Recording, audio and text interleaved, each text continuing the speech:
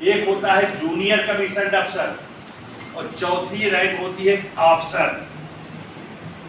सिपाही का प्रमोशन उसमें आप बताएंगे लांस नायक, नायक, हवलदार तक ये नॉन कमीशन अफसर है।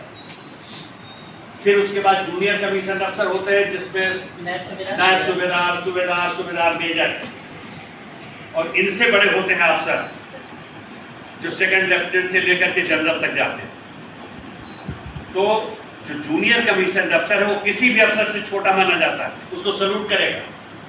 लेकिन इनका जो सूबेदार मेजर होता है उसको फौज की भाषा में फौज का पिता भी कहते हैं। जनरल कोई ऑर्डर देगा सेना को तो सीधे नहीं दे सकता, वो तमाम चैनल से होकर के आएगा सूबेदार मेजर के पास। फौज का एक सिपाही सूबेदार मेजर को अपना अफसर तो मानता ही है, अपना पिता भी मानता है।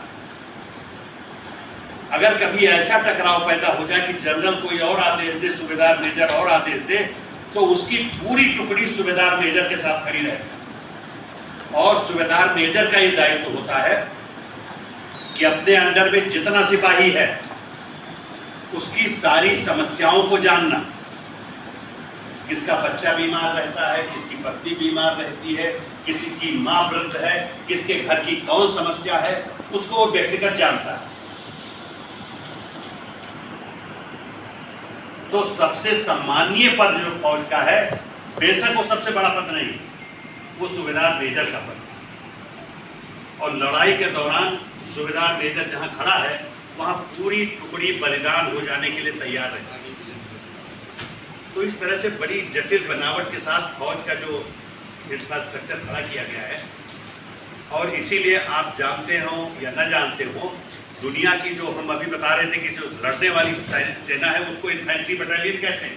दुनिया की सर्वश्रेष्ठ इन्फेंट्री बटालियन हिंदुस्तान के पास है। जान की परवाह न करके जो हुक्म मिला है उसको पूरा करने के लिए मरने में गुरेज नहीं करते। बाकी दुनिया की किसी भी फौज को ले लो, वो इतना बलिदान के लिए तैयार नहीं रहते। और दूसरे अभी हमारी सरकारों के प्रयास से जो हाई एल्टीट्यूड, उच्च शिखरों पर, ऊंचे पहाड़ों पर लड़ने का कि जो फौज हिंदुस्तान ने तैयार की, जिसमें तिब्बत के लोग, जिसमें लद्दाख के लोग, जिसमें और तमाम पहाड़ी स्थानों के लोगों को शामिल किया है, उसका मुकाबला भी दुनिया की सेना नहीं कर सकती। तो ये हमारी सबसे बड़ी ताकत है कि हथियारों के मामले में हम किसी से 19 हो सकते हैं, लेकिन जज्बे के मामले में, लड़ाई लड़ने के हौसले के मामले में हमारी सेना से बड़ा कोई नहीं।